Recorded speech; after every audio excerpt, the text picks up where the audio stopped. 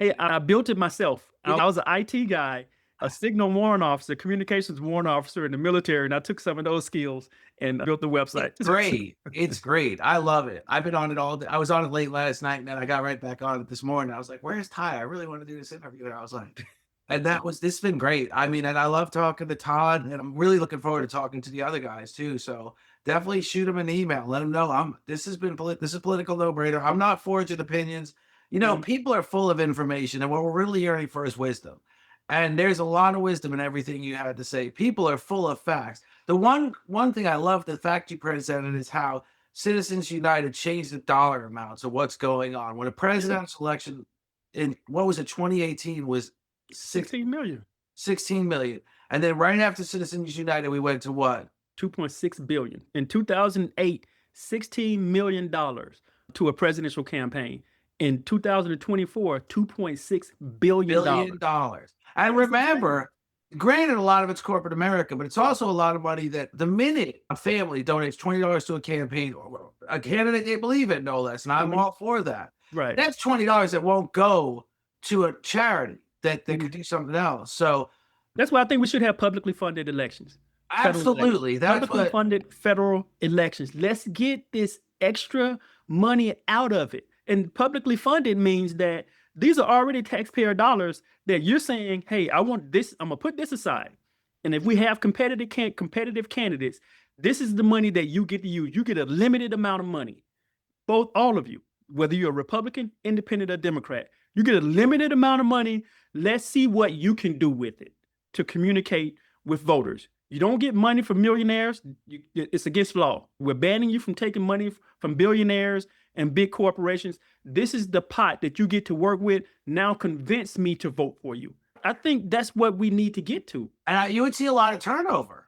You absolutely would. You would see a lot. And that's what we're yearning for. I'm still watching Mitch McConnell walking through the halls of the Senate with 3 people holding him up. I'm not knocking him. He's been a dedicated public servant, but it's the same thing we went through with Biden. He goes to a debate, and the White House argument is after 9 o'clock he's spent. Well, the president needs to be able to wake up at 4 a.m. and be at top of his game. We got a lot of shit going on in the world. It's almost like we have people playing in our face, telling us we don't see what we see as American citizens. You don't see that these people sometimes are at an age or in a condition where they should not be making these very difficult and important decisions for the lives of everyday American citizens, which is, I think, why the money thing is so important and public funding is so important, because it also engenders trust between the government and the American people. Right now, all the money has ripped away at the trust that American people used to have in their government. And the only way we build that trust back up and instill that trust is getting this big money out of politics and trying to figure out how to get away to public financing. I love the idea of public financing. I've never heard that presented before, and I absolutely love the idea. It should just be state level, federal level, period. Under Obama, who I thought was a popular president, we lost 1,200 seats locally across the country. But yeah, he was a popular president. I say we, Democrats. Right. Because the funding was there at the local level, the donations, the rich people were donating. If we got to a point where anybody running for city council had $5,000 to show his name, to talk about, build a website, then you wouldn't have 100,000 yard signs for no other reason than the neighbor said, put a yard sign in my yard. Right. So I'm all for it. I mean, it ain't algebra. It's not difficult math. You know what I mean? It's not, and the American people want it. The American people want to trust their government, but we have elected leaders who, on both sides of the aisle, who have their hands so deep into the cookie jar that they can't get it out. And that forces American people to question it, to say, well, what are we doing here? Question it for good reason, because when you see what's going on, the whole thing is we keep pointing all the hypocrisies of Donald Trump, and then no matter what the hypocrisy is, I always say, Donald Trump said in the State of the Union, we got $22 trillion in foreign investment in America. And I always say, I haven't seen a single brick and mortar project anywhere in Florida, anywhere else. Where's this $22 trillion going? But Bill Clinton said we got $12 trillion in surpluses on the way. Right. And nobody saw that either. So, we question all this for good reason. The hypocrisies are huge and wide and on both sides. Yeah, absolutely. Can you still hear me?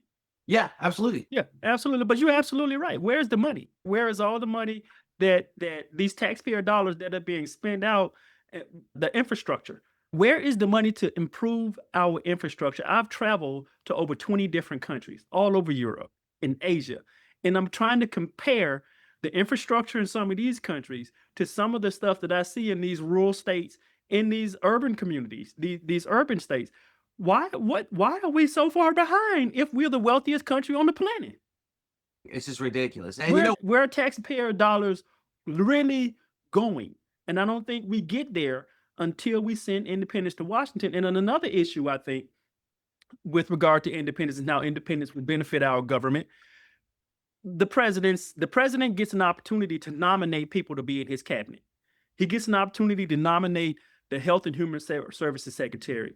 He gets an opportunity to nominate the Secretary of Defense, to nominate the Secretary of Education. He can make the nomination, but that nomination has to come before the United States Senate. And we pay people, 100 senators, to evaluate these people before they get that job, to evaluate them. How in the world do we have a majority of 100 United States senators to say someone like Linda McMahon is qualified to be Secretary of Education when her only qualification is leading the WWE? How does that happen? How in the world do we have a majority of 100 United States senators in these United States of America to look at someone like Pete Hegseth and say that he is qualified to lead our sons and daughters into combat? And we're seeing the result of that right now in Iran. How in the world do we have a majority of 100 senators to sit and take a look at someone like Robert F. Kennedy Jr., look for him to sit in front of them and testify, and they look at his qualifications and say, yeah, he's the best person to lead the Department of Health and Human Services? How many elementary school teachers, principals, superintendents, law school professors, deans could have done that job other than Linda McMahon? How many doctors all across the United States of America? Millions of doctors. But we have 50 United States senators that agreed to say that Robert F. Kennedy Jr. is the one person that should be over Health and Human Services. How many generals are alive right now, retired and still on active duty? But we have 50 United States senators, over 50, that said Pete Hegseth is the best person to lead our Defense Department. That doesn't make sense. When you have independents in Washington that are sitting there evaluating them, now they have to be held accountable. As a United States senator, what I would do is simple. It's look at a person's qualifications, look at their resume. Have you been a school teacher? Have you been a principal? Have you been a professor? Then no, I'm not going to vote for you. For someone like Pete Hegseth, what have you done in the military? a You department have a really slim resume? Then no, I'm not voting to confirm you. No. and you left out Tulsi Gabbard, which I'm Oh, absolutely goodness certain. gracious. Oh, which I'm absolutely certain. I'm certain. I will place this bet, but it would have to be if you went to her right now, pop quiz. Tell me the 18 agencies you're in charge of reporting on. She couldn't name 11 of them. I Right. am absolutely certain of it. She would not know. She would start with the CIA, and that would be as far as she could get, probably. So her only connection to national security was Syria, and the Assad family fell before she ever took office. Right. So I am absolutely certain that was just insanity. She's got to put together a report every morning for the president, who I'm sure doesn't know what he's reading either.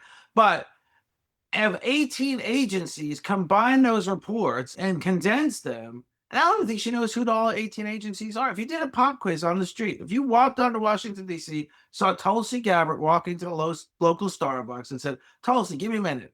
Can you just name? And that goes directly to my point. Part of being a United States senator and sitting there, you have a responsibility to evaluate these nominees on behalf of the American people. You have a responsibility to say, you know what? I'm going to look at your resume and decide whether the American taxpayers should pay you to hold this important position. And we have people in suits in Congress today that made the decision to hire people like Tulsi Gabbard, to hire people like Pete Hegseth, Robert F. Kennedy Jr., Linda McMahon, who are literally tearing our government and these agencies apart that people depend on.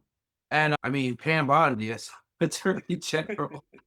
It's the list just goes on and on. And I really did like President Obama. I didn't always agree with him, but when he kept on Bill Robert Gates, I said, you know what? That's brilliant.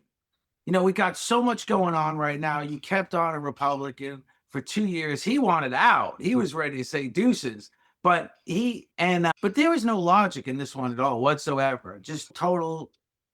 There was no logic. I'm just being kind when I use the terms no logic. But it's just a circus right now. I love a person that swings about harder than anybody, and I've given Trump credit for that. But the fact of the matter is the approach is arcane and obscene. And Well, I think one opportunity we do have, and we can all agree that the way that ICE and the Trump administration implemented its immigration policies were inhumane, overly aggressive, and a lot of American people have gotten hurt and are still getting hurt.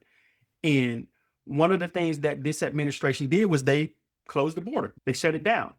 Shut it down. We are here. The way that we got here was painful, and I disagree with a lot of it, but it is shut down now. Now, when was the last time we heard our elected leaders in Washington, in Congress, say that now is the time to implement immigration reform? no, they don't even talk about it. Now is the time to do it. Right. Why aren't they having that conversation? Now is that both sides of the aisle have been complaining about border crossings, about immigration for years, for decades. Now that we are in this position, we're in the situation we're in right now, regardless of whether you disagree with it or agree with it, there's an opportunity to say, all right, let's get it done. Let's get it done. The ideas are there, but we have elected leaders who don't have the compunction to move forward on it. You know, there was an incredible baby step. I love to call certain things baby steps. When George Bush, the son, I think he's W, right? The son is W. He had a guest worker program. And he said the reason it failed is because Harry Reid was asleep at the wheel. Well, President Bush, were you asleep at the wheel? I mean, why didn't you push that through? I mean, just start there. Because everybody's talking about we're losing jobs. And I always say Americans want to wear Nikes, not sew Nikes. Right. It's just that simple. You know, Warren Buffett talks about a Nebraska furniture mart he bought 50 years ago for $50 million from a Russian immigrant that got here with $3. The fact of the matter is what made Nebraska Furniture Mart such a big company is he started importing furniture. When the Russian lady owned it, they were building the furniture in the back room. Then he just started bringing in furniture from China. It's a momentum that's been going on for 100 years. We've been transitioning to foreign exports for 100 years. This is nothing new. And then you've got automation and AI. I mean, I've known a lot of people to lose their jobs. So stop arguing the point that guest workers and immigrants are the problem. They're here to work hard and succeed. Let them have that opportunity and put some steps in place. Think about the alternative. The goal, I believe, for some people who believe that we should kick immigrants out of this country, the goal is to get 100 million people out of this country. Think about what that would do to our economy. These are people that shop at Kroger and Walmart or at your local family grocery store. These are people that get their cars repaired when they're broken. These are people that buy cars. These are people that work and pay into our income tax system. And most of the time, they don't see any benefit from it. When you really remove that billions and billions of dollars, and those people who actually invest into the economy, out of the economy, now you're talking about a depression that we have not felt since the 1920s. On top of the fact, they're going to find their way to competitor countries and be just as productive over there. And we're going to have more competition. And they're going to have a fun. There's good lives outside. I love my life in the United States, but nobody says life is awful in somewhere else. There's some, I mean, we spent time in Costa Rica. I liked it there a lot. It was fun. I mean, I think what we have to understand and distinguish is that there are people that are immigrant workers in this country that contribute to our economy, that contribute to our societies. Everybody that's an immigrant in this country is not a bad person. No. There's people who are American citizens who do bad things in this country. But there are a lot of people that come from South America, that come from Europe, that contribute to this economy, to this society. And we need to make sure that we're not throwing the baby out with the bathwater. Thank you. I love that saying. Thank you. That's the best way to look at it, because that's really what we're doing when we're implementing these steps. We're scaring people off now. And the fact that, as like I said about Kamala Harris, when she said she wouldn't do anything different, I would have closed the border. I mean, that wasn't a hard, that's a pop quiz. Tulsi, name all 18 agencies. Right. Kamala, tell me what you would do different. Don't bash the guy. I know you like him, but you wouldn't have closed the border. I mean, I've literally got a book from